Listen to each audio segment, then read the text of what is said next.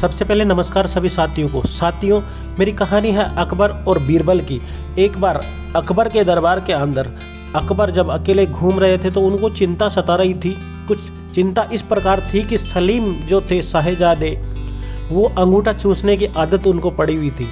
अब इस आदत से बादशाह काफ़ी परेशान थे, सोच रहे थे कि इस आदत को कैसे छुड़ाया जाए। काफ़ी कोशिशें कर ली मगर सलीम है ना अंगूठा चूसने की आदत को छोड़ना ही नहीं चाहता था। अब किसी दरबारियों ने बोला कि पास के ही एक जंगल में एक संत महात्मा रहते हैं, वो बोलते हैं तो इसके बाद ज़रूर कोई ना कोई ऐसी हरकत होती है, कोई भी गलत आदत हो वो सब छोड़ देते हैं। अब राजन के आदेश के अनुसार उस ऋषि को बुलाया गया। आश्रम से कुछ सैनिक गए और ऋषि को बुला के लाए।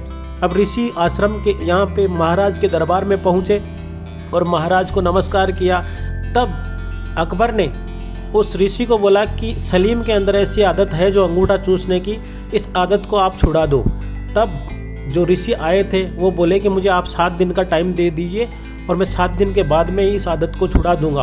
अब बिना कुछ बोले ही वैसे के वैसे वो ऋषि वहाँ से वापस अपने जंगल की तरफ चले गए और 7 दिन के बाद में जैसे ही आए और सलीम को बुलाया और सलीम को बुला के जंगल की तरफ थोड़ा लेके गए घूमने के लिए और सारी बातें सलीम से बोली कि अंगूठा चूसना स्वास्थ्य के लिए हानिकारक है और इससे गलत आदतें पड़ती है। ऐसा बोलने के बाद सलीम ने प्रण लिया और दरबार में बोला कि मैं आज के बाद में अंगूठा नहीं चूसूंगा।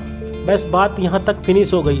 मगर कहते हैं दोस्तों कि अगर जैसे आप में कोई अच्छाई नज़र आती है तो आपकी बुराई करने वाले 50 खड़े हो जाते हैं। इस बात से दरबारी सारे सहमत नहीं थे और बोले, दरबारियों ने मिलकर फैसला किया कि नहीं, जो ऋषि आया है उसके फैसले से हम ना खुश हैं।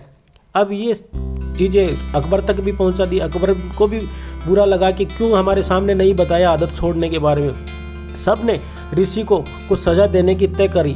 तब बीरबल पास में ही बैठा बैठा हंस रहा था। तब राजन ने बोला कि आप क्यों हंस रहे हो, आपको भी तो मालूम है कि ऋषि ने हमारे सामने इसको आदत छुड़ाने का मौका नहीं दिया या आदत छुड़ाने के बारे में नहीं बताया, तो ज़रूरी है कि उसको सज़ा मिलनी चाहिए ऋषि को। तब बीरबल बोले, महाराज मैं आप जानता हूँ और मैं साबित भी कर सकता हूँ कि ऋषि ने ये ऐसा क्यों किया। तब अकबर बोले कि बताओ कैसे किया। तब बीरबल बोले कि जिस टाइम पहली बार ऋषि अपने आश्रम में अपने यहाँ पे दरबार में आए थे तब उनके हाथ में एक चूने की पूड़ी थी, क्योंकि ऋषि के अंदर खुद के अंदर जर्दा खाने की आदत थी।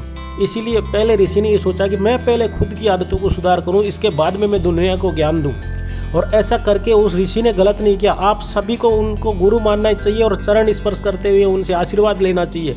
अब अकबर भी बीरबल की बात से सहमत हो गया। दोस्तों, ये छोटी सी कहानी हमें प्रेरित करती है कि आपके अंदर अगर अवगुण है या कुछ बुराइयां हैं तो आप किसी को सुधार नहीं सकते। पहले अपने आप का सुधार करो।